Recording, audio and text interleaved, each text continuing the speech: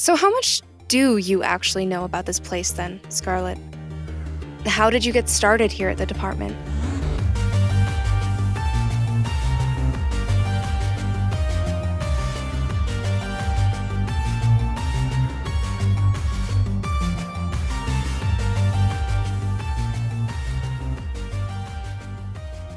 Well, control. I wasn't a weird kid, unlike a lot of people here. I played soccer, ate ice cream, hated school like everybody else. I didn't hate school. Somehow I figured that one out on my own. Lunch wasn't fun, though. What I'm getting at is I was pretty normal, for the most part. High school is when it all went to hell, though. Puberty didn't help, neither did confusing sexuality and gender questions, or all the weed. But there was something else. My friends and I took a trip out to the woods, the July right after graduation. Daryl, me, a close friend, and someone else. I had a crush on that close friend, and I just recently start to really confront those feelings. On that trip, I found out she'd be leaving in the fall. College, out of state. I didn't take it super well, to be honest. Where'd she go? Oberlin. She's pretty good at drawing, did skulls on her notebooks and a lot of crows. Said she wanted to go to art school. Anyway, we saw some shit out there in the woods. Like Department of Variance shit. We were trapped for a while, but we managed to get out. What we saw, though, that changed me. Changed everyone, I think. We got back home. Summer ended. My friend went to college. But I couldn't just jump back into life like nothing happened. After all that, I don't know how she did it. I was in a daze for weeks. Everything felt fake, like I was outside of myself watching a bad movie starring me. I didn't apply to any schools. I didn't have a job. I kept thinking about my friend, about what had happened, about what we saw. I was probably depressed, or traumatized, or both. My, parents kicked me out not long after. What the hell? That's so rude. I'm sorry. It's fine. It's not because they hated me or anything. They thought it'd be good for me to try and stand on my own 2 feet. Bootstraps or whatever. They had no idea what happened. Offered me $20 a week to help keep me fed. I lived off that for a while. They were wrong about it, of course, but their hearts were in the right place. I slept on a friend's couch for a month or so while I saved up to rent a place. Spent a lot of late nights watching slashers and drinking the cheapest beer gas stations had to offer. I got a job at one of the supermarket chains in town, though. Started working the register.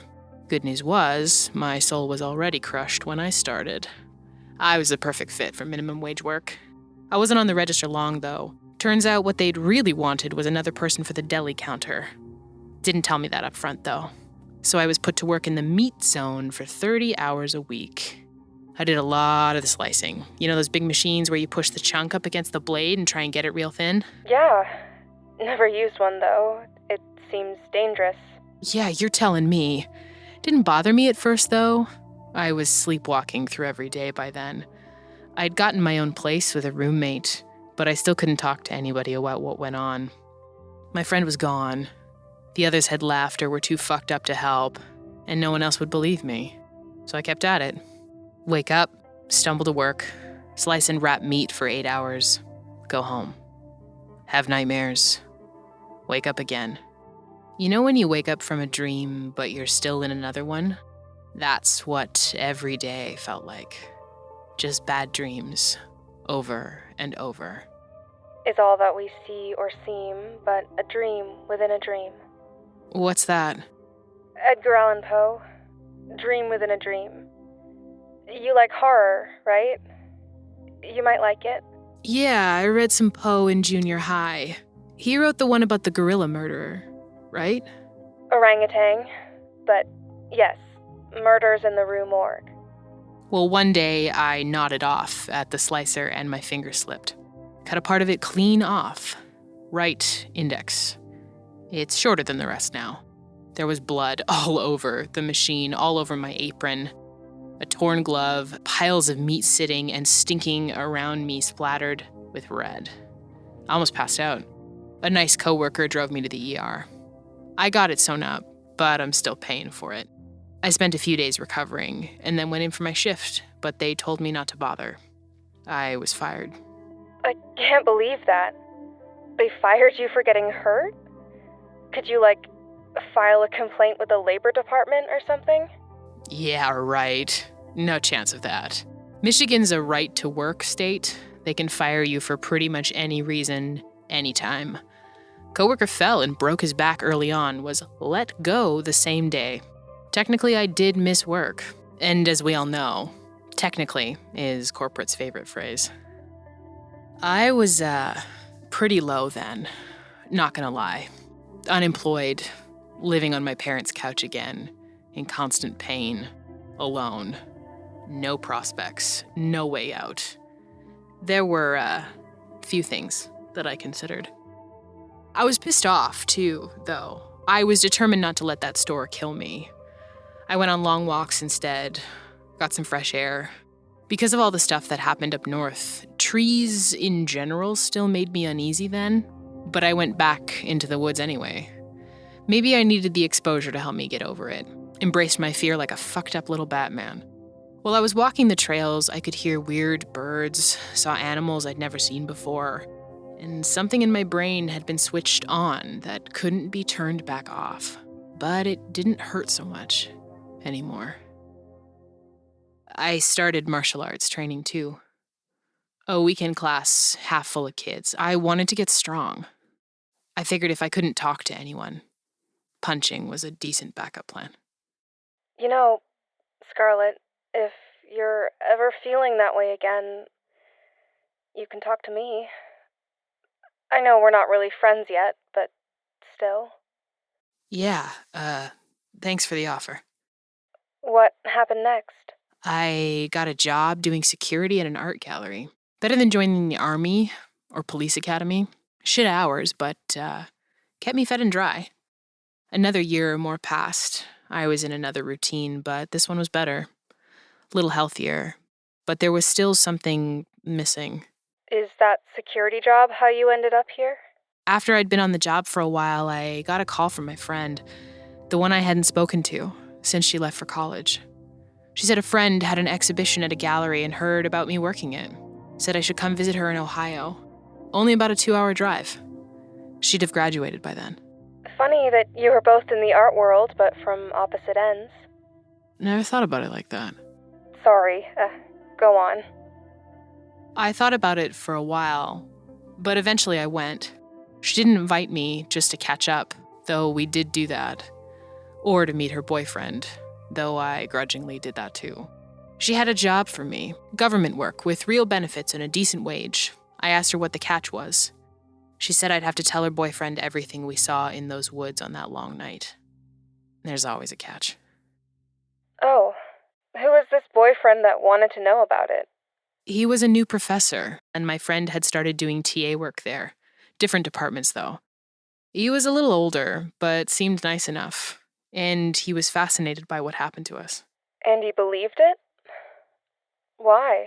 He had an in with a guy at this little-known state agency, the Department of whatever, Bureau of Weird Shit. He was going to transfer there next year. Sweetheart deal, he said. Pay raise, insurance, he could run his own lab. Hard to turn down work like that when you're an adjunct. He thought my friend would fit in perfectly there, too. Said it's full of people like us. People who've had that switch flipped in their brain. Exactly. When my friend told him the story, she mentioned me, too. So he wanted to meet me and hear my story. He asked his contact in the agency if there were any more openings. There was one more. How convenient. So we all started at the Department of Variance. It was hard, at first, working with her. I still had a stupid crush on her, but I kept it to myself. I was a professional now, you know? And we were all in different branches doing our own thing. The professor did his little experiments, my friend sent out her HR emails, and I got asked what I went to school for. Ouch. They found out I wasn't going to be a good lab rat or an accountant, but I had other skills. I'm good with my hands. I could fix up all the junk they had that didn't quite work like it should. I'm quick on my feet, good at making decisions under pressure. So they sent me out to help people in certain kinds of trouble. The kind you found in the woods? Yeah. I was put face to face with spectral shit, Bigfoot sightings, space worms, all kinds. The professor and I even collaborated a bit on the weapon after his partner was gone. Is that the titular Jaunt in Scarlet Jaunt? Yeah. He had this incredible blueprint, but couldn't actually put it together. So I messed with it a bit and got it working. As thanks, he named the weapon after me. Well, after the new name I'd been forced to take, Scarlet Jaunt. The name was whatever, but they got real lucky that I don't mind the pronouns they gave me. We all had to take on new personas here anyway. Something about personal information causing issues. Same with phones. They were very insistent on those points. What happens if you do use your real name? Or a cell phone? I'm not sure. Anyway, that's probably more than you wanted or needed, but there it is. The Scarlet story. Control? You there? I'm here. I'm just thinking. I know this is personal, maybe painful. You don't have to answer if you don't want to, but I have to ask. What happened in those woods?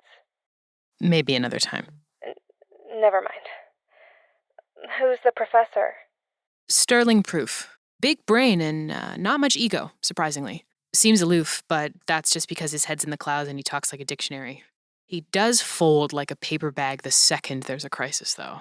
That's why he stays in the labs, and I go out and help people with the real problems. What's the wildest thing you've seen on the job? What's your access level again? I have no idea. I think they said it once. I didn't even get a badge. They gave me a visitor's tag. Then sorry, Control, I can't tell you much. What I will say is that all the Bigfoot sightings you've heard about are fake. Well, yeah. That's not what I'd call a revelation. Those sightings are fake because the Yeti died out about 200 years ago. Weren't fucking enough, I guess. Like pandas. So devoid of horny that they went extinct. What those folks saw was actually a Xenarthran descendant of the Mapinguari. Native to Brazil, but they've spread to a lot of forests in the Americas. At least according to Sterling and Green. I'm sorry? Giant sloth, basically. So, does that mean all of the other... Nessie? No. Aliens? Maybe. Mothman? Classified. Wow. I'm speechless. But that's not really my field. I deal more with stuff like the larks, with the things that mess with your mind, fake-outs, and fiction. Well, I'm going to have to think on this. For a while. How did you start? I opened what I thought was a phishing email. They had a lot of information on me that a scammer shouldn't know, though. So I rolled with it. So they're scouting now, huh? I suppose so. I had a meeting. I can't remember too much about it. They said I would make a great addition to the team. I've been trying to get editing work for a while, but it's tough out there. My dad used to write for the town paper, but it's been shuttered for, 2 decades? Where'd you go to school? Ohio State. Ooh, fuck that. What was your qualification for the job? Well, I do have some writing and proofreading experience, a relevant degree, some connections, and... No, I mean like the stuff I saw in the woods. Why did they want you and not some other editor? My mom says my great-grandmother was psychic, kind of in the folk healer mode. Salting houses, finding lost keys, talking to the dead. And I remember having some strong deja vu when I was a kid. Maybe that's it? Maybe. So all of this is totally new to you. Nothing like this in your past. Nothing else I can think of. And your head hasn't exploded yet. No hallucinations, no gaps in memory, no moving things without touching them? No. Really into sci-fi? Not really. You're worrying me now. Is something wrong with me? No, forget about it. All right. So, Bigfoot really... Yeah, giant sloth. Really. Huh. Well, I found the stairs. I'll radio you if anything else comes up. Jasmine out.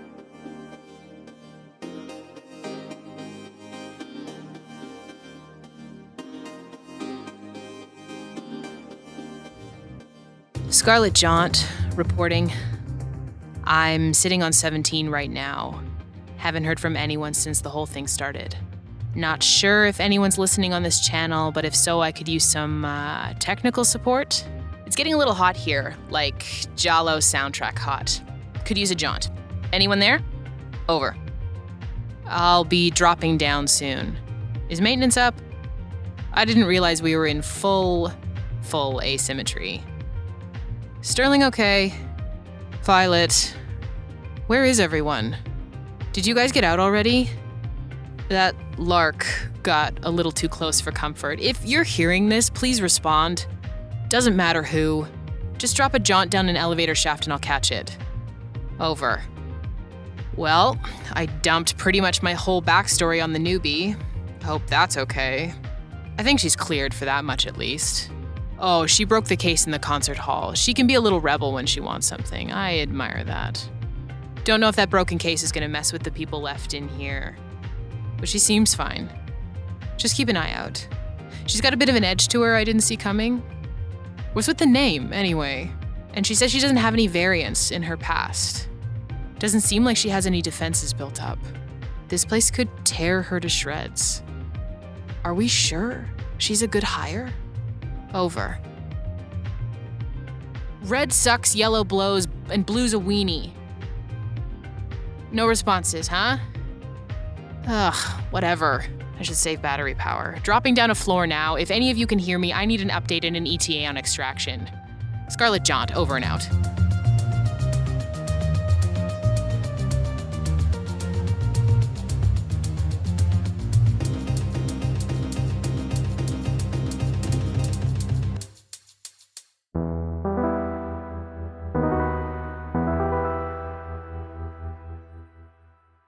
Hello everyone, this is creator Rat Grimes with just a few notes. First, I'd like to thank the cast in order of appearance: Jesse Syratt, M. Carlson, Emily Kellogg, Shaun Pellington, Justin Hatch, William A. Wellman, Tatiana Gefter, Saph the Something, Taylor Michaels, and special guest Shannon Strucci. Without them, there would not be a show. It would just be me talking into a microphone, just like this. Head on over to somewhereohio.com for more info about the cast and where you can listen to all their other great shows. Second, I'd like to thank our $10 and up patrons: Tibbs, Evan, Kidcha, Jennifer, Patricia, and Gads.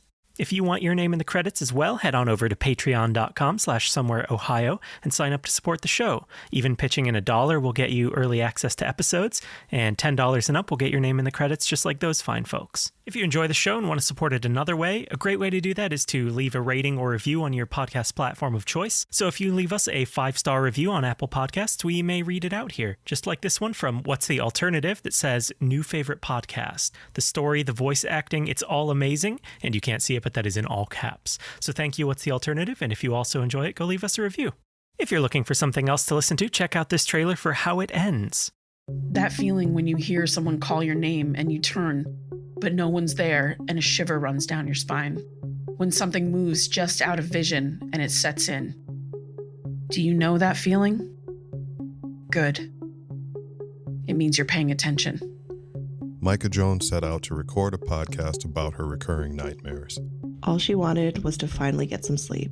Instead, unnerving coincidences began to pile up, and someone from her past resurfaced to recount a story that upended her world. I'm Micah Jones.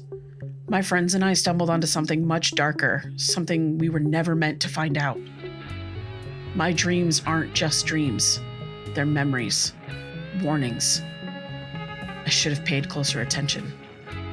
The How It Ends podcast is no longer releasing in real time. We can't. It isn't safe. But if you're just finding us, start at the beginning. Thank you for listening. Find How It Ends wherever you get your podcasts.